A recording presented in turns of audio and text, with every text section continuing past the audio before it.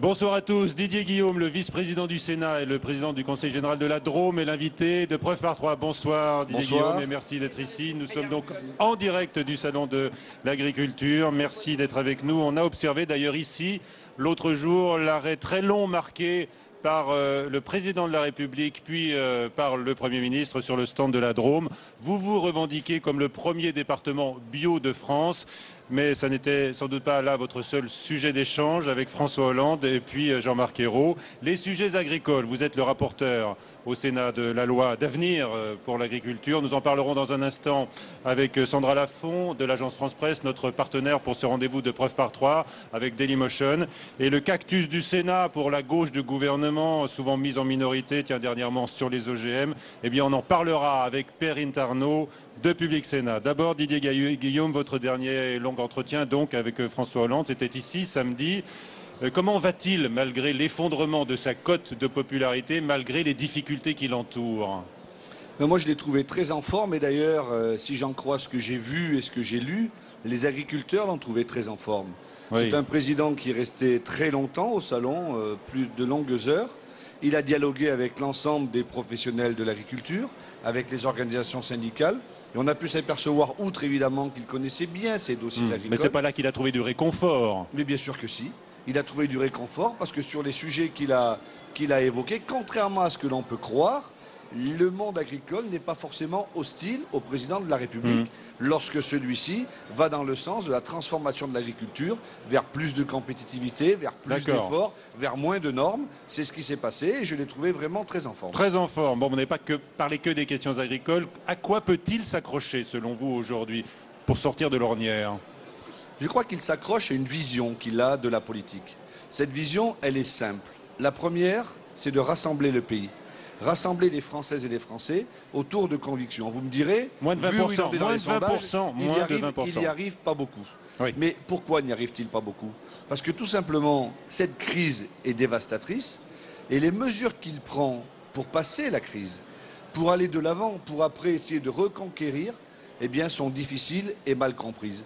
Parfois, il y a des incompréhensions, parfois même à l'intérieur de la majorité, voire du gouvernement, les discours ne sont pas toujours aussi clairs qu'ils pourraient l'être. Bref. Vous avez des regrets, là, même des critiques, allez-y. Mais j'ai des regrets en me disant tout simplement qu'il faut absolument que tous les responsables politiques qui soutiennent le gouvernement s'expriment en positif, s'exprime en communiquant positivement sur les actions du gouvernement et non pas sur ce qu'il pense qu'il devrait être fait. Alors sur quoi? Mais sur quoi alors? Eh bien, je vais vous dire par exemple le pacte de responsabilité, qui est vraiment la nouvelle annonce du président de la République, qui n'est pas un tournant, mais qui est l'affirmation d'une politique social-démocrate indispensable. Un ancrage revendiqué, cette fois-ci. Un ancrage revendiqué. Je pense que la politique de l'offre, c'est la seule qui peut marcher aujourd'hui. Le reste a déjà été essayé. Mais vous le disiez, vous, avant ce qui reste quand même un virage, enfin, par le chef de l'État lors de sa conférence de presse de mois de janvier. Vous le disiez, vous? Lorsque l'on regarde tous les élus locaux, les maires des grandes villes, les présidents de conseils généraux comme je suis, quel est notre travail tous les jours? C'est de nous appuyer sur les PME.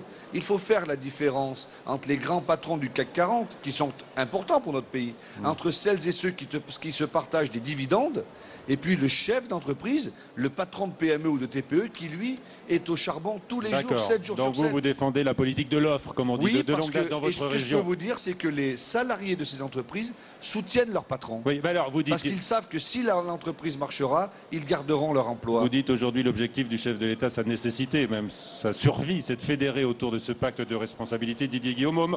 Or, vous l'avez bien vu, il est incompris des électeurs de gauche, qui le jugent justement pas du tout de gauche.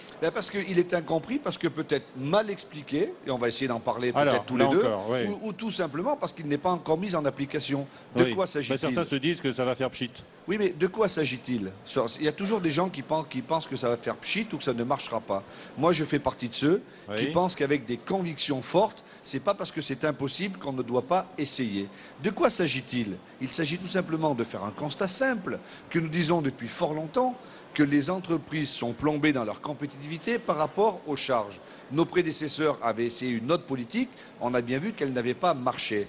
Aujourd'hui, François Hollande dit, d'ailleurs un peu en écho aux chefs d'entreprise, pas uniquement au MEDEF, parce que le MEDEF, certains agitent le chiffon rouge du MEDEF, mais de toutes les représentants... Surtout le MEDEF s'exprime beaucoup et réaffirme qu'il n'est pas question de céder sur des contreparties. Et d'ailleurs, ce mardi même, Didier Guillaume, le Bureau national du Parti socialiste vote un texte sur le pacte de responsabilité où aucune contrepartie n'est mentionnée en termes de création d'emplois. Mais j'espère bien quand même que ce n'est pas le Bureau national du Parti socialiste qui va décider des contreparties qui devront avoir lieu après la négociation. Nous n'en sommes pas là. Ah mais c'est prudent, c'est une attitude prudente. Nous avons tourné une page, la page de 2012, nous avons tourné la page de l'autoritarisme. Une personne décide tout seul. Ça change. Nous pensons que le dialogue social, que le dialogue entre les partenaires sociaux et le patronat est indispensable. Donc aucune mesure ne va être prise avant que ce dialogue ait eu lieu et avant qu'il y ait une conclusion. Et après, ce que nous disons, c'est que nous assumons totalement le fait de baisser les charges pour les entreprises pour leur donner plus de compétitivité. Après, faut-il distinguer entre la taille des entreprises? J'entendais récemment, comme vous, le patron de La Poste qui disait qu'il a gagné 320 millions par le CICE. Tant mieux pour La Poste. Est-ce que ces 320 millions ne seraient pas plus utiles pour des PME, pour des TPE, pour des entreprises sur le terrain? Je pense que oui. Il faut vérifier quand même le mécanisme qui va se mettre en place. Vous espérez, vous, combien de créations d'emplois? Vous avez un chiffre en tête? Je ne sais pas, mais si c'est 500 000, ça sera parfait. C'est déjà beaucoup, parce qu'il y a une estimation officielle. Il y a une estimation officielle qui est tombée et qui estime qu'avec la baisse des charges patronales sur les plus bas salaires, on créerait dans notre pays 300 000 emplois, un maximum. C'est peu. Oui, mais on crée 300 000 emplois. Là encore, c'est les mêmes qui font ces études, les mêmes qui n'avaient pas vu venir la crise, qui nous commentent la crise passée, mais pas ce qui va avoir lieu devant. 3 000 emplois peut-être, mais imaginez. 300 000, excusez-moi. Imaginez 300 000 personnes qui aujourd'hui sont au chômage, qui demain auront un emploi, ça changera tout. Vous savez, l'engagement du président de la République à inverser la courbe du chômage, à faire baisser le nombre de chômeurs. C'était une erreur. Elle est quasiment réussie, ce n'est pas une erreur. Il faut fixer un cap. C'est une erreur de date. Elle est réussie à moitié. Parce que le chômage des jeunes a baissé. Oui, mais vous avez vu, aujourd'hui même, la commission Bruxelles, qui est assez sévère sur la France, estime qu'il n'y aura pas de baisse du chômage dans notre pays avant 2 ans. Ben, moi, ce que je constate, c'est que cette année, le chômage, il a moins augmenté que précédemment. Et que quand même, des jeunes qui se retrouvent employés par un emploi d'avenir, par les collectivités locales. Vous-même, dans la Drôme? Nous en avons pris 150. Et ces jeunes-là que j'ai rencontrés dernièrement avec le ministre du Travail, M. Sapin, sont ravis d'avoir un contrat de travail et d'être au SMIC. Eh bien, inverser la courbe du chômage pour les jeunes, c'est quelque chose de formidable. Et il faut aller plus loin pour l'ensemble, évidemment. Et là aussi, où vous êtes concerné comme président d'une grande collectivité territoriale, le département de la Drôme, ce sont les contreparties en termes budgétaires, cette fois-ci, Didier Guillaume. Vous êtes prêt à faire des économies? Vous avez la possibilité, vous, de faire des économies? Mais toutes les collectivités locales font déjà beaucoup d'économies. Il faut en faire plus, là. Moi, je pense qu'il ne faut pas montrer les collectivités locales du doigt. Les collectivités locales, attendez, les collectivités locales, elles investissent, donc elles maintiennent l'emploi sur le territoire. Beaucoup de Français, d'ailleurs, il y a un peu de schizophrénie quelque part. Il faut moins d'impôts, et je les comprends, moins de fonctionnaires, il faut baisser les déficits. Par contre, quand ça les touche directement, il faut plus de policiers, plus d'instituteurs, plus de monde dans les... Récemment, la Cour des comptes dit, il y a moins de contrôle qui est fait. Ben forcément, il y a moins de contrôle qui est fait parce qu'il y a moins de fonctionnaires. Donc je pense que nous avons besoin, pour les collectivités locales comme pour la fonction publique, de repenser totalement l'organisation de notre pays. Et moi, je suis prêt à prendre ma part, et les collectivités et les départements sont prêts à prendre leur part dans la clarification indispensable. Vous voulez préserver les départements quand même, j'imagine. Et pourquoi faudrait-il les supprimer ? Parce que le débat est sur la table. Certains élus le proposent. Tiens, Jean-François Copé, le président de l'UMP, veut les supprimer. Bien sûr, mais Jean-François Copé et les candidats UMP aux prochaines élections cantonales, il faudra qu'ils aillent expliquer qu'ils se présentent, mais qu'ils veulent supprimer les départements. Le département a un double rôle essentiel, celui des solidarités sociales et des solidarités territoriales. Et celui-là, il est irremplaçable. Par contre, si vous me dites qu'il faut clarifier, il ne faut peut-être pas que les régions et les départements, éviter les doublons, là, se fassent doublons. Nous sommes tous d'accord. Il y a du travail. Alors, on a parlé du pacte de responsabilité, on peut également parler de la loi de transition énergétique, parce que là, ce sont deux textes importants sur lesquels, les Verts le disent eux-mêmes d'ailleurs, il pourrait y avoir rupture, donc séparation. Est-ce que vous êtes de ceux à gauche qui disent, à propos des Verts, qu'ils s'en aillent ou qu'on les vire ? Moi, je suis de ceux qui disent qu'il reste et qu'il continue à faire du bon travail comme le font Pascal Canfin et Cécile Duflot au gouvernement. Il ne faut pas confondre le débat politique global, ce qui a pu se passer le week-end dernier, et puis le travail du gouvernement. Cécile Duflot est une très bonne ministre. Elle a fait voter une loi sur le logement, notamment, une loi sur l'urbanisme, qui passe bien. Une bonne ministre, même si elle manque à toute solidarité gouvernementale. Elle ne manque pas à toute solidarité gouvernementale. Elle affaiblit le Premier ministre. Vous savez, dans l'accord avec les Verts, il y avait 2 points de non-accord qui avaient été actés. Ce sont le nucléaire et l'aéroport de Notre-Dame-des-Landes. Dont acte, nous ne sommes pas sur la même position. Les Verts veulent sortir du nucléaire. Ce n'est pas la position des socialistes. Les Verts ne veulent pas de cet aéroport. Le Premier ministre l'a toujours voulu. Pourquoi vous attendez, mais il y a beaucoup de choses. Pourquoi vous lui pardonnez, à part Cécile Duflot, on ne va pas faire une fixation sur elle, mais enfin pourquoi vous lui pardonnez, elle, d'affaiblir le Premier ministre? Mais je n'ai rien à pardonner à Cécile Duflot. Moi, je pense que les Verts ont toute leur place dans cette majorité, toute leur place dans ce gouvernement. On a entendu le Premier ministre lancer un ultimatum et j'espère qu'ils vont rester le plus longtemps possible. Le Premier ministre a voulu dimanche soir faire une vérification. Est-ce que les Verts, Europe Écologie Les Verts, condamnaient les violences ou pas? Emma Coste, la nouvelle porte-parole des Verts, les a condamnés. L'ensemble des écolos les ont condamnés. Dont acte, il n'y a plus de sujet. Il n'y a plus de sujet. On dit que François Hollande craint plus les écologistes à l'extérieur du gouvernement qu'à l'intérieur. C'est votre cas aussi? Non, je ne crois pas. Je ne crois pas. On n'a pas à craindre les uns et les autres. Aujourd'hui, il y a un contrat de gouvernement entre le Parti radical de gauche, Écologie Les Verts, Europe Écologie Les Verts, les socialistes. Il faut aller au bout de ce contrat de gouvernement dans l'intérêt de la France. Il y a des points sur lesquels nous ne sommes pas tout à fait d'accord. Nous en discutons là encore. Nous sommes là pour la discussion. Mais évidemment, il ne peut pas y avoir de positions divergentes. Le Premier ministre a rappelé aujourd'hui même, je crois, que le point fort serait le pacte de responsabilité. Et c'est là où nous verrons qui est dans la majorité gouvernementale et qui n'y est pas. Vous savez, on peut toujours chercher la petite bête, comme on dit chez moi. Mais aujourd'hui, il y a un gouvernement qui est au boulot, il y a une majorité qui le soutient, et essayons de gagner. Si cette majorité gagne, c'est pas pour elle, c'est pour la France. Alors vous dites donc encore le pacte de responsabilité. Les Verts ajoutent le texte qui va venir cet été sur la transition énergétique. Vous êtes dans un département où il y a une très grande centrale et ancienne centrale nucléaire. Est-ce que vous, par exemple, vous êtes partisan de sa prolongation au-delà des 40 ans? Oui ou non? Oui, je suis pour. Alors vous voilà en décalage avec les Verts. Non, pas du tout. Moi, je suis pour l'objectif fixé par le président de la République de passer notre mix énergétique de 75% à 50% pour la part du nucléaire. Eh bien, nous allons y arriver. Cela dit, ce n'est pas à un gouvernement ou une majorité ou à un parti politique de décider s'il ferme ou non une centrale nucléaire. C'est à l'autorité de sûreté nucléaire. Et moi, j'y tiens. L'ASN, c'est le meilleur gendarme du monde. C'est à eux de nous dire s'il faut fermer Fessenheim ou pas, s'il faut fermer une autre centrale ou pas. Et après, le politique prend ses responsabilités. Mais en aucun cas, si le politique se met à dire je vais fermer ceci ou fermer cela, ça ne tient pas la route. Petite question, vous ne réclamez pas un remaniement? Ah non. Non, pas de remaniement. Il y en aura forcément un. Vous ne préféreriez pas un autre Premier ministre, Claude Barthelone, Laurent Fabius, Manuel Valls? Non, et puis on pourrait en citer beaucoup d'autres. Je suis sûr qu'il y en aurait plein d'autres intéressés pour cette fonction. On continue comme ça. Vous savez, le remaniement, il est dans les mains du président de la République. Et je suis sûr que François Hollande fera ça au bon moment. Ce n'est pas un remaniement qui règle quoi que ce soit. D'accord. Ce moment viendra, c'est sûr. Très bien. Viendra, c'est sûr. Alors, la visite de François Hollande, justement, vous l'avez rappelé, Didier Guillaume, elle s'est plutôt bien passée ici au Salon de l'Agriculture. Quelle est son image dans le monde agricole, sachant que Nicolas Sarkozy lui-même n'avait pas d'atome crochu, on peut le dire. Plus généralement, qu'attend le monde agricole de la politique aujourd'hui? Eh bien, Julien Cholin a voulu le savoir ici même. Ce matin-là, le Premier ministre est en visite au salon. Autour de lui, une foule de micros et de caméras. Certains ici et là semblent perplexes. Ils ont besoin de se rapprocher des agriculteurs. Et c'est aussi ici qu'on peut peut-être faire passer certains messages. Disons-le clairement, en 2 ans, François Hollande n'a pas vraiment convaincu. Les attentes, elles, restent les mêmes. C'est déjà de vivre dignement du métier, déjà.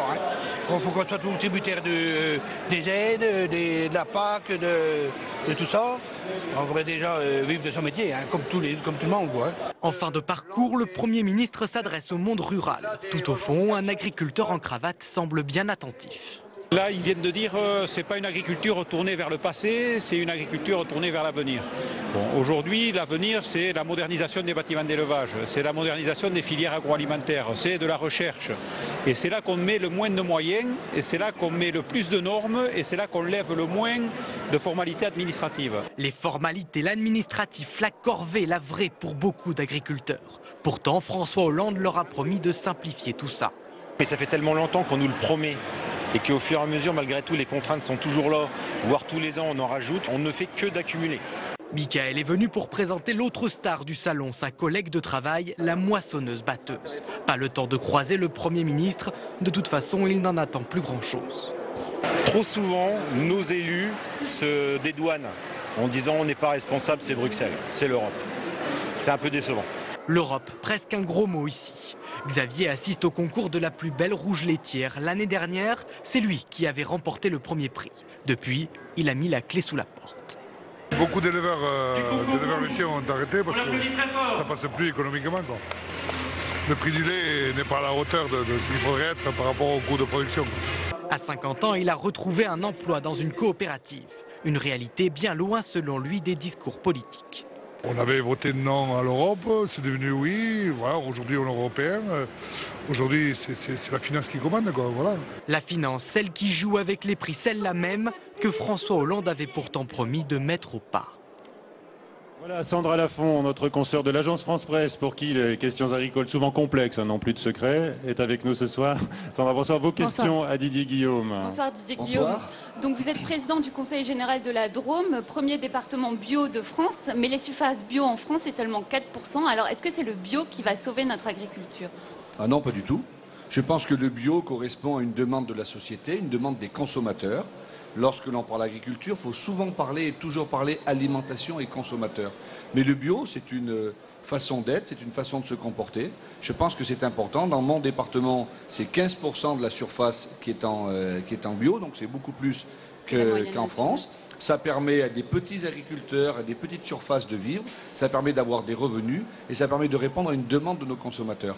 Mais pour nous en sortir dans l'agriculture française, il faut de la compétitivité, il faut du développement économique, il faut de la recherche et de l'innovation et il faut de l'export. Donc c'est ça l'agriculture, il n'y a pas une agriculture, il y a des agricultures. Vous avez fait votre choix dans la Drôme? Ah non, pas du tout. Non, nous avons que ça quand on arrive au salon, les grands panneaux, on a l'impression que vous êtes imbattable.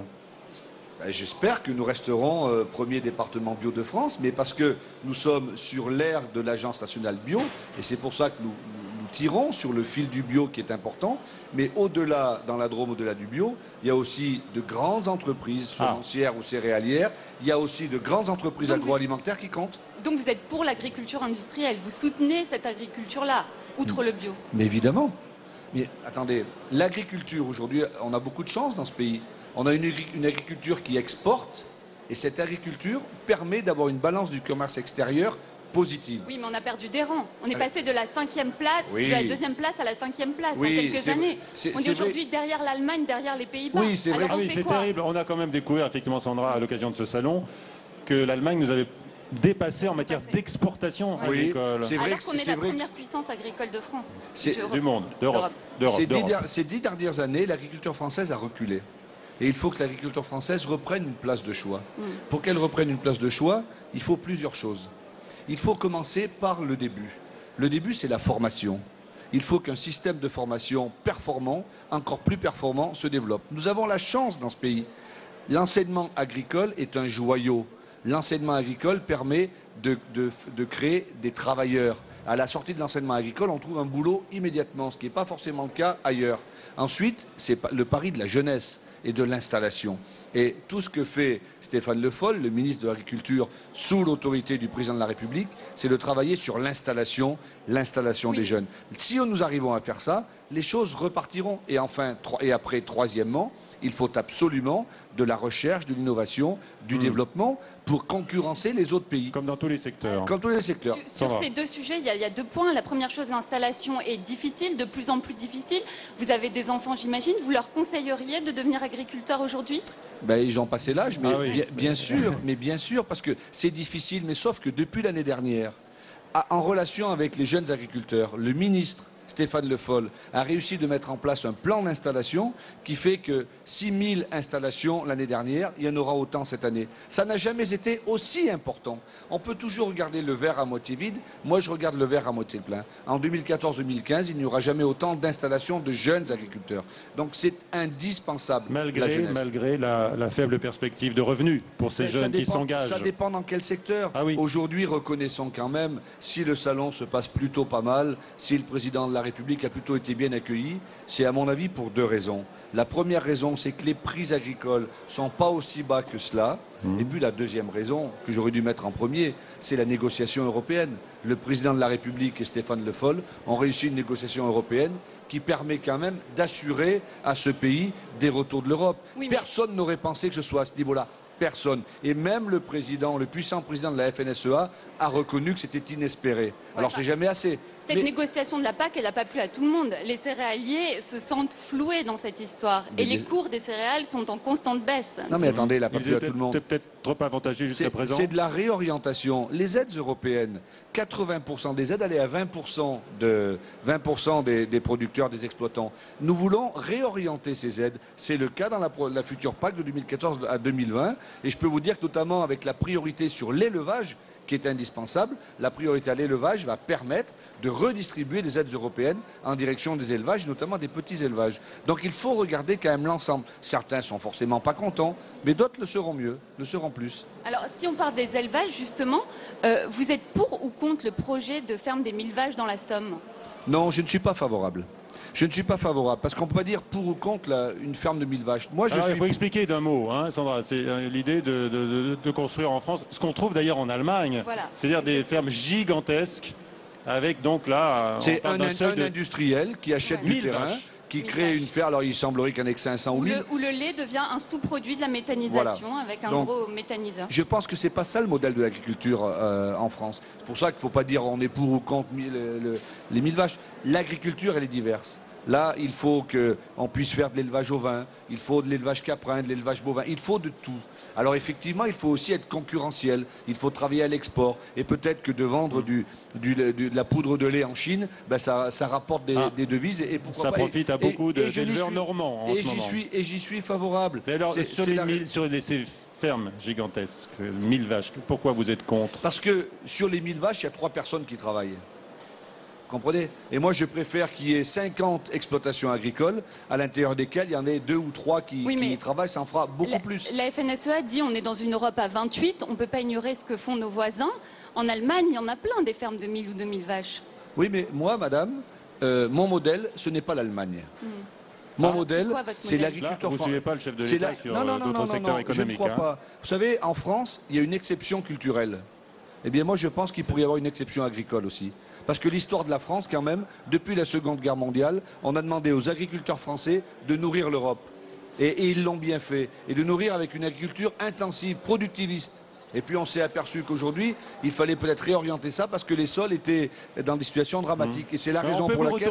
Attendez, et c'est la raison pour laquelle le ministre de l'Agriculture, Stéphane Le Foll, dans sa loi d'avenir, met comme objectif l'agroécologie. Oui, alors justement, l'agroécologie, parlons-en. Ça veut dire que l'écologie est plus importante que l'agriculture aujourd'hui? Mais non, mais vous avez une drôle de lecture, si je peux me permettre. Alors définissez-nous, c'est quoi l'agroécologie? Je vais vous la définir tout à fait clairement. L'agroécologie, c'est tout simplement ne pas faire que du productivisme et de l'intensif, c'est aussi prendre en compte la situation de notre planète et la situation de nos terrains. Et il ne faut pas opposer l'écologie et l'agriculture. Moi, je refuse cette opposition parce que trop souvent, lorsqu'on a mis l'écologie en face de l'agriculture, on s'est aperçu que l'écologie, c'était des taxes supplémentaires. Mais vous savez, aujourd'hui, beaucoup d'agriculteurs se sentent assaillis par l'écologie, avec toutes les normes. Oui, bien sûr, mais ils ont raison.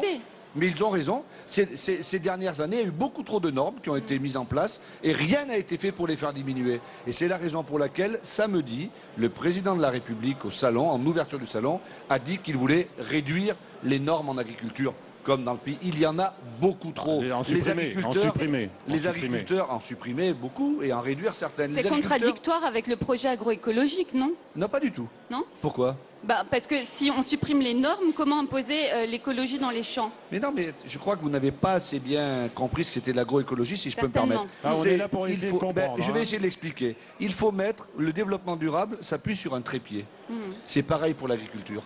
Le développement économique, le social et l'environnement. Le développement économique, c'est le point numéro 1 qu'il y a dans cette loi. C'est ce qui est affirmé par le président de la République lorsqu'il a rencontré les dirigeants agricoles. C'est ce qui a été dit dans la loi. Le développement économique, l'économie, la compétitivité, c'est indispensable.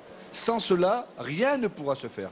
Donc ne me faites pas dire que c'est l'écologie qui va tout faire. Le développement économique. Ensuite, on se dit peut-être, en vous écoutant, que vous essayez de conjuguer les extrêmes. En tous les cas des visions opposées. Mais on essaie de conjuguer une nouvelle pratique de l'agriculture. Force est de constater que ce qui s'est passé ces 50 dernières années a été bon dans le sens de l'aspect nourriture de nos concitoyens, mais n'a pas été très bon en termes environnementaux. Regardez, les fermes de 1000 vaches, par exemple, certains disent c'est le meilleur moyen justement pour contrôler la pollution. Mais attendez, là nous sommes au salon d'agriculture. Si on interrogeait tous les agriculteurs qui sont là, il n'y en a pas un qui vous défendrait la ferme de 1000 vaches. Eux, ce qu'ils vous disent, c'est que moi j'ai des laitières. C'est pas vrai, la FNSEA ne dit pas non. Mais il n'y a pas à dire non ou pas non, madame. Il n'y a pas à dire non ou pas non. S'ils veulent s'installer, ils auront le droit de le faire. Mais moi, je défends l'agriculture paysanne. Moi, je défends l'agriculture avec des agriculteurs. Et les paysans qui sont là, qui sont sur le stand des bovins ou des ovins, eux, ce qu'ils veulent, c'est vendre leur prix du lait et le vendre plus qu'aujourd'hui. C'est vendre leurs agneaux, qui ne soient pas égorgés par des moutons et les vendre le plus haut possible. C'est ça qu'ils veulent. Est-ce que nous sommes là pour défendre aussi ces agriculteurs. Pour vous, c'est avec ces petites exploitations-là qu'on va s'en sortir. C'est comme ça qu'on va récupérer des places sur l'échiquier mondial. Non, madame. Pour moi, c'est avec les exploitations d'aujourd'hui que nous allons nous en sortir. Pas avec une hypothétique exploitation de demain. Non, mais j'ai l'impression que vous essayez de concilier tout le monde là. Vous prenez pas vraiment parti. Vous essayez de lier. Mais expliquez-moi pourquoi je prendrais parti, répondre à une question qui n'est pas une question de stratégie agricole. Ce n'est pas une question. Mais la question qui peut se poser, je pose la question différemment. Nous sommes dans l'Europe, nous sommes dans l'Union européenne. Et manifestement, tout le monde n'est pas logé à la même enseigne. Donc. Bien sûr, c'est la raison. Est-ce que vous regrettez le manque d'harmonisation? Évidemment que je le regrette. C'est la raison pour laquelle, avec le pacte de responsabilité, avec les engagements qui sont pris par le président de la République et le Premier ministre, nous arriverons à rendre l'agriculture française plus compétitive, notamment au niveau des charges que nous ferons aussi. Mais moi, je préfère garder toutes les exploitations d'aujourd'hui, avec des gens à l'intérieur et des jeunes qui s'installent, les moderniser et les rendre plus compétitives, que de créer 10 ou 15 fermes à 1000 vaches et de supprimer 50 ou 60 exploitations agricoles. Voilà. Parce que la conséquence, c'est celle-là. C'est clair. Dernière question peut-être, Sandra, en rapport justement avec la loi de modernisation agricole dont Didier Guillaume est le rapporteur. Il y a beaucoup d'amendements quand même qui vont arriver au Sénat. Alors oui, la droite vous reproche justement de renoncer à l'agriculture productiviste dans cette loi. Vous leur répondez quoi? Qu'ils se trompent. Ouais. D'ailleurs, le débat a déjà eu lieu au Sénat, en commission. Et j'ai pu constater qu'il n'y avait eu aucun vote contre en commission. Et qu'après explication, ils craignent lorsqu'on voit le mot écologie, qu'on parle de petits oiseaux, de petites fleurs et pas de compétitivité. Et j'ai essayé de vous dire que la volonté du président de la République, du Premier ministre et du ministre, c'était justement de concilier l'ensemble. Alors vous me dites c'est inconciliable. Non, ce n'est pas inconciliable. C'est sûrement plus difficile. Mais on ne peut pas faire aujourd'hui comme si de rien n'était. On ne peut pas faire aujourd'hui comme s'il n'y avait pas besoin de mettre un peu d'environnement dans nos productions. On ne peut pas faire aujourd'hui comme si on ne va pas continuer à mettre autant de phytosanitaires dans les sols. Vous voyez, c'est ça l'idée. Donc c'est compétitivité et défense de l'environnement. On a compris la démarche. Je parlais des amendements, il y en a un sur le vin qui a retenu mon attention. Oui, enfin, c'est pas vraiment un amendement, Michel, c'est un projet de loi d'un sénateur PS qui propose de distinguer le vin que j'ai signé. Voilà, vous êtes d'accord avec ça? Oui, je l'ai fait rentrer dans la loi d'avenir en commission. L'idée, c'est quoi? L'idée, c'est tout simplement de dire que bien sûr il faut lutter contre les consommations abusives, etc. Oui, mais malheureusement, le jeune qui se tue en sortant de boîte de nuit, il n'a pas bu du Gros Hermitage, de l'Hermitage, du vin de Bordeaux ou de Bourgogne. Et je pense qu'il faut arrêter avec cette stigmatisation du vin. Le projet qu'il y avait, c'était ne plus pouvoir faire de publicité sur Internet. Si on ne fait plus de publicité sur Internet, j'ai la moitié des caveaux des Côtes-du-Rhône qui ferment, comme en Bourgogne, comme à Bordeaux. Ce serait un drame, mais bien sûr, mais le vin, c'est aussi exportable. Du vin, quand même. Non, c'est la victoire de l'économie, madame. Vous voulez faire de l'économie, moi je vous donne un exemple. Il y a ceux qui veulent tuer l'économie viticole, moi je veux la promouvoir. On augmente les taxes sur la bière, mais pas sur le vin. Non, non, mais ça n'a rien à voir. En tous les cas, on préserve, le vin, il y a beaucoup de taxes on aussi. Préserve le vin qui fait partie de notre culture, c'est votre idée.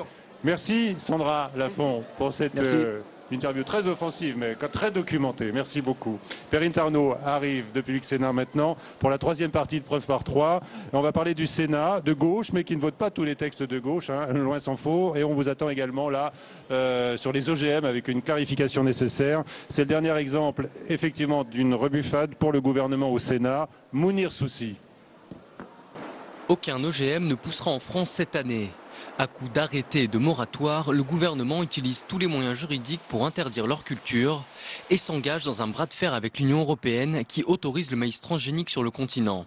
Mais si la France est hostile à la génération actuelle d'OGM, elle pourrait se laisser tenter par la seconde génération qui se profile avec de séduisants arguments sur le papier. Demain, il y a d'autres OGM. Je prenais par exemple celle du riz doré, dans lequel on augmente la teneur en vitamine A, absolument nécessaire pour lutter contre la cécité. Vrai débat qui méritera d'être organisé. Le ministre de l'Agriculture entrouvre la porte à ces OGM d'un nouveau type. Un débat est prévu fin avril sous l'autorité du Haut Conseil des biotechnologies. Le gouvernement espère qu'il débouchera sur une évaluation sereine des avancées scientifiques. Il faut toujours raisonner en termes de bénéfice-risque, c'est-à-dire on prend un risque effectivement en cultivant des plantes comme ça, mais pour en avoir un certain bénéfice, et donc on espère que le bénéfice qu'on en retirera sera infiniment supérieur au risque qu'on prendra. Un pari que les écologistes refusent toujours de prendre. Chez les Verts, le principe de précaution l'emporte sur la recherche. Le jour où on a fait tous les tests, etc., et qu'on a trouvé quelque chose qui peut être intéressant pour le public, on verra à ce moment-là. Mais aujourd'hui, ce qui est tenté d'être expérimenté en plein champ, c'est des choses qui n'ont aucune utilité pour la collectivité et qui ne servent que le business. Les tests restent aujourd'hui cantonnés au laboratoire, une contrainte qui ralentit les scientifiques dans leurs expériences. Et cette situation un peu de blocage qui est politique, qui nous dépasse, mais que nous n'avons pas à juger. Mais c'est vrai qu'elle pénalise une production de connaissances scientifiques qui serait pourtant bien utile au long terme. Des données nécessaires car aujourd'hui près de 80% des Français restent toujours méfiants vis-à-vis des OGM. Voilà, Perrine Tarnaud nous a rejoint. Bonsoir Perrine. Bonsoir Michel. Questions à Didier Guillaume sur les OGM et sur le Sénat. Et sur le Sénat aussi. Un autre organisme. Mais pas génétiquement modifié. Bonsoir Didier Guillaume. Bonsoir. C'est donc le Sénat qui a mis le gouvernement dans l'embarras sur cette question des OGM en rejetant la proposition de loi socialiste. Il y a donc une majorité au Sénat pour les OGM? Je ne sais pas. Je pense que cette proposition de loi n'a pas été assez bien amenée peut-être en vitesse. Le débat a eu lieu. Ça a été fait un peu dans l'urgence, effectivement, par le gouvernement pour pallier. Ça reviendra, ça va passer à l'Assemblée, ça reviendra au Sénat. Et je pense qu'il y aura peut-être un autre vote au Sénat à la prochaine lecture. Ça veut dire qu'il n'y a pas eu d'anticipation du gouvernement sur cette question des OGM alors? C'est possible qu'il en ait manqué un petit peu. En tout cas qu'au Sénat, il ait manqué d'anticipation. Vous savez, le débat sur les OGM, c'est un débat de société. Et Stéphane Le Foll, le ministre, fait bien de lancer ce débat dans la société. Ah bah il existe depuis plusieurs années. Oui, mais il n'a jamais été mené au bout. Il n'a jamais été mené au bout. Aujourd'hui, on ne peut pas dire je suis pour ou contre les OGM. Aujourd'hui, on sait très bien que le Monsanto 810 ou le Pioneer TC 1507, celui-ci, il ne faut pas les accepter. Mais demain, la nouvelle génération... C'est le sens du moratoire voulu par le gouvernement. Du moratoire, et j'y suis très favorable. Je soutiens le gouvernement de toutes mes forces. Mais par contre, demain, si on trouve une deuxième génération d'OGM, ben regardons d'ailleurs dans la nourriture que nous mangeons, venue de l'extérieur, nous mangeons aussi des OGM. Vous savez, en quantité minime pour l'instant aujourd'hui, heureusement. Oui, mais pour l'instant, il faut... Et les consommateurs veulent plus de transparence. Moi, je pense qu'il faut objectiver le principe de précaution et savoir ce qu'il en est réellement. Nos concitoyens, les consommateurs, veulent de la transparence et ne veulent pas d'OGM. Donc voilà, il y a un débat sur la table. Si demain, nous trouvions une nouvelle génération d'OGM qui permettent de, par exemple, faire pousser du maïs dans l'Afrique subsaharienne sans beaucoup d'eau, est-ce qu'on dirait non, il ne le faut pas? Regardons tout cela. Oui, c'est ce que disait Stéphane Le Foll dans le sujet qu'on vient de voir. Et François Hollande qui est venu sur votre stand, vous l'avez dit Michel tout à l'heure, samedi pour l'inauguration du salon, vous le confirmez, il a réaffirmé sa volonté d'avancer sur ces OGM de seconde génération? Oui, il l'a réaffirmé, je pense qu'il a raison. Autant sur le moratoire aujourd'hui, il ne faut pas bouger. D'ailleurs, le président de la FNSEA a dit hier ou aujourd'hui qu'il n'y aurait pas de plantation de ces OGM-là, de ces maïs OGM-là, donc il n'y a pas de sujet. Par contre, il faut avoir un vrai débat sur la deuxième génération et voir ce qui peut être fait et la voir sereinement, là encore sans s'exciter. Pas d'obscurantisme, comme sur les gaz de schiste. Pas d'obscurantisme. Pareil. Pas d'obscurantisme. Même sujet. Oui, mais vous avez entendu Denis Popin dans le sujet. Les Verts, ils sont pas tout à fait favorables à ces OGM de seconde génération. Ils vous posent la question, quelle garantie supplémentaire Mais aujourd'hui, on ne peut pas répondre à cette question. C'est la raison pour laquelle le ministre et le gouvernement souhaitent mettre ce débat sur la table avec des scientifiques et nous dire est-ce qu'il y a des garanties ou est-ce qu'il n'y en a pas. On va parler du Sénat un petit peu maintenant. Didier Guillaume, est-ce qu'en septembre 2014, donc au prochain renouvellement sénatorial, vous espérez qu'il y aura une majorité plus claire, de gauche comme de droite? Je crois qu'il y aura une majorité de gauche au Sénat en septembre 2014. Vous êtes très confiant? C'est mon intime conviction. Oui, je suis assez confiant. On va attendre évidemment le résultat des élections municipales. Mais le Sénat, c'est une élection un peu différente de toutes les autres. Elle ne répond pas aux sondages traditionnels. Mais elle dépend des municipales. Il y a les départements qui ne seront pas bonnes pour le gouvernement. Les départements qui sont renouvelables et d'autres qui ne sont pas renouvelables. Je ne sais pas si elles ne seront pas bonnes pour le gouvernement. On verra. Il y aura un revers. Après, on n'en connaît pas l'amplitude. Mais a priori... Nous regarderons ça. Nous étudierons ça. Au mieux, ce sera un recul quand même, ces municipales. Au pire, un revers, comme le dit Michel. Oui, non mais et donc ça ne va pas jouer sur les quelques voix d'avance que la gauche a au Sénat? Sans rentrer dans la technique, ça dépend dans quel département. On peut perdre beaucoup de villes dans un département qui n'est pas renouvelable et ne pas en perdre dans ceux qui sont renouvelables. Donc pour le Sénat, il faut regarder la moitié des départements renouvelables pour se faire une opinion. Juste sur les municipales, pour poursuivre, Jean-François Copé qui appelle à dire stop à François Hollande à l'occasion de ces élections municipales. Vous craignez ce vote sanction? Je ne le crains pas, mais je trouve cela désolant. Je trouve cela désolant de prendre en otage les électeurs d'une élection municipale en leur disant j'ai raté mon coup la fois d'avant.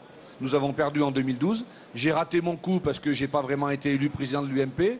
Donc je vais me faire une virginité en disant mais c'est moi le patron, en tapant avec mes petits bras sur la table, je suis le patron de la droite. Donc écoutez-moi, donnez une sanction au président de la République lors de ces municipales. Je crois que c'est beaucoup plus complexe que cela et que les électeurs ne répondent pas aux injonctions de M. Copé et qu'ils voteront en fonction de ce qui se passe dans leur commune. Mais nous verrons bien, c'est dans un mois. Ils expriment généralement leurs insatisfactions, celles aux municipales, aux européennes qui suivent. C'est un peu le lot commun des élections intermédiaires. C'est vrai qu'en règle générale, la majorité en place ne gagne pas forcément les élections intermédiaires.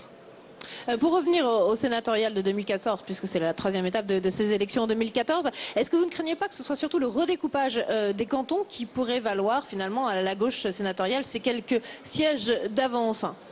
Non, très mal vécu quand même dans les départements ce redécoupage. Je ne crois pas, ça dépend où. Oui, c'est pas très bien vécu parce qu'on change beaucoup de choses. Vous savez, le grand changement dans cette élection cantonale, c'est que la prochaine fois, en 2015, il y aura autant de femmes que d'hommes.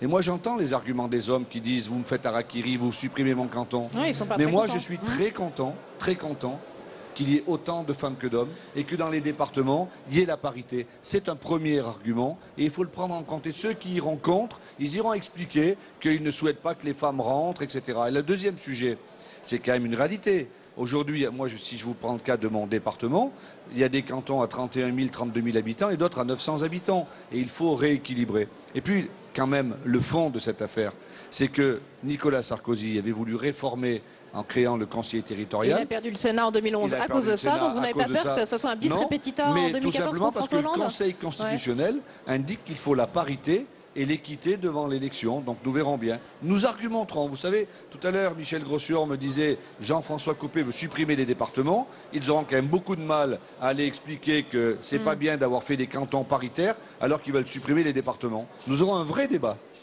Et il faut des régions plus fortes aussi, c'est ce que dit le projet de décentralisation, le futur projet de loi du gouvernement. Alors, votre département fait partie de la région Rhône-Alpes. Il faut l'agrandir encore, cette région Rhône-Alpes. La région Rhône-Alpes, c'est en mordant peut-être un peu sur l'Auvergne. C'est la première région hors région capitale, déjà. Donc c'est une très grande région. Moi, je pense plusieurs choses. D'abord, il faut des plus grosses régions. Entre 8 et 12 régions, ça irait très bien, ou 14, peu importe le chiffre. Il faut qu'elles soient réduites, plus fortes à l'échelle européenne. En mordant sur l'Auvergne ou sur Provence-Alpes-Côte d'Azur, peu importe. Il faut des grandes régions. Mais pourquoi ne pourrions-nous pas, dans notre pays, considérer que notre France est diverse, donc elle ne peut pas être gérée de la même façon ici ou là? Il y a eu un référendum en Alsace. Si ce référendum avait marché, ça aurait été une nouvelle gestion différente. D'ailleurs, ce qui se passe à Lyon avec le visionnaire qui est Gérard Collomb et Michel Mercier, ben, ça va être différent. D'ailleurs, je trouve ça très bien, moi. Je trouve ça vraiment bien. Il faut tout changer dans notre pays. On est sur des bases du siècle dernier. Et il faut préparer le siècle suivant. Pour préparer le siècle suivant... Et c'est un élu qui le dit, parce que souvent, il y a du corporatisme de nos collègues. Je ne veux pas faire du corporatisme, parce que je trouve cela ridicule. Nous sommes de passage, nous les élus. Nous ne sommes pas là pour défendre un précaré, défendre une indemnité, défendre un poste. Ça n'a aucune importance. Ce qui doit nous intéresser, c'est que les hommes et les femmes, les enfants demain, comment la gestion sera faite au niveau national comme au niveau local. C'est ça l'enjeu. Et il faut bouger. Moi, j'aspire à ce que les départements puissent se regrouper de façon volontaire. C'est indispensable. Moi, je travaille avec le département de l'Ardèche déjà depuis des années et nous délibérons ensemble. Donc, les endroits où c'est avancé, avançons. Il ne peut pas y avoir de limite. La seule limite qu'il y a, c'est une chose. Les collectivités locales, aujourd'hui, font de l'investissement. Cet investissement permet aux entreprises de se maintenir ou de créer de l'emploi. Et attention à ne pas trop leur couper les cordons de la bourse. Nous devons faire un effort, nous acceptons de le faire, mais l'investissement dans ce pays, il est fait par les collectivités locales. Retour sur le Sénat, Didier Guillaume, puisque vous êtes vice-président du Sénat. Il y a eu dans Libération hier une tribune publiée par le président de la Commission des Affaires étrangères du Sénat, monsieur Jean-Louis Carrère, contre le Sénat bashing. Est-ce que c'était au président de la Commission des Affaires étrangères de prendre publiquement comme ça la défense du Sénat? C'était à celui qui souhaitait le faire. Jean-Louis Carrère a souhaité faire cet article. Je pense que c'est bien. Qui se livre aujourd'hui au Sénat bashing? Il y a beaucoup de gens qui pensent que le Sénat devrait fonctionner différemment. Notamment certains au gouvernement. Notamment certains au gouvernement qui pensent que c'est plus compliqué d'aller au Sénat. Mais c'est ça le débat parlementaire. Hein. C'est un peu plus compliqué au Sénat. Il y a une majorité sénatoriale, mais pas de majorité gouvernementale. Et puis il y a aussi certains à droite qui n'ont toujours pas digéré que le Sénat, il y a eu une alternance, et qui veulent rabaisser, tirer le Sénat vers le bas. Rien ne nous fera changer notre position. Le président du Sénat est clair dans ses orientations. Il a quand même réussi à transformer cette institution, à la moderniser, à mettre de la transparence. Mais son prédécesseur disait la même chose de son bilan. Il a pris des positions assez fortes. Eh bien, il faut continuer dans cette direction.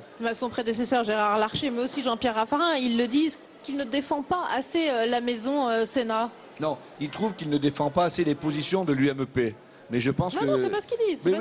Mais c'est ce que moi je vous réponds. Il trouve qu'il ne défend pas assez l'institution. C'est ce que ça veut dire. Lorsque Jean-Pierre Bel défend le Sénat, il défend un Sénat moderne, dans un bicamérisme rénové. Vous savez, il y a beaucoup de gens qui voudraient que le Sénat ne s'occupe que des collectivités territoriales, que le Sénat soit une sous-assemblée nationale. Ce n'est pas ma conception, et ce n'est pas la conception du président du Sénat. En France, les élus, les députés sont élus par le peuple et les sénateurs par les représentants du peuple. La loi sur le cumul des mandats va affaiblir le Sénat. La loi sur le cumul des mandats va peut-être renforcer le Sénat. Je ne crois pas qu'elle l'affaiblisse. Il y aura des parlementaires qui auront encore plus de temps à se consacrer. Et puis alors on peut dire oui c'est vrai, vous, président de Conseil général et sénateur, vous connaissez le terrain. Enfin on n'est pas obligé. Et vous allez choisir quoi? On n'est pas obligé d'être président du Conseil général pour connaître le terrain. Et donc moi je souhaite, 2017, je vais vous répondre. Moi ce que je souhaite, c'est quelque chose de très simple.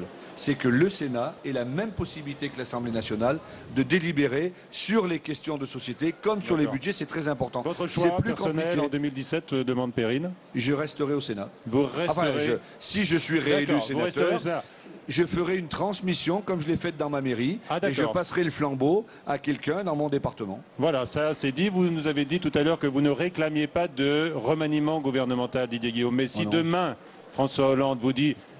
T'es prêt pour être ministre de l'Agriculture? Je ne vois pas pourquoi il me poserait cette question. Parce que vous connaissez bien l'agriculture. Oui, mais je ne suis sûrement pas le seul. Vous savez, on est en période de salon. Si tous les rapporteurs d'une loi devenaient ministres, au gouvernement, il y aurait 250 personnes. Ça serait compliqué pour se mettre autour de la table. Oui, mais il y a un rapporteur de la loi sur l'agriculture, c'est vous. Hein. Et si Stéphane Le Foll, demain, est parachuté sur le Parti Socialiste pour prendre la place d'Harlem Désir, là, il y aura une place. Là, vous êtes parti dans des élucubrations journalistiques que je peux comprendre. On n'en est pas là. Je pense que le président de la République, il n'est pas à jouer au domino. Le président de la République, il a une orientation claire. En agriculture, comme notre sujet, il avance. Il vous en a pas touché un mot samedi matin? De quoi? De vous, non? Ah non, bon d'accord. Bon, très bien, merci. Merci Didier Guillaume, merci Perrine, merci à tous, bonsoir et à très vite. Bonsoir.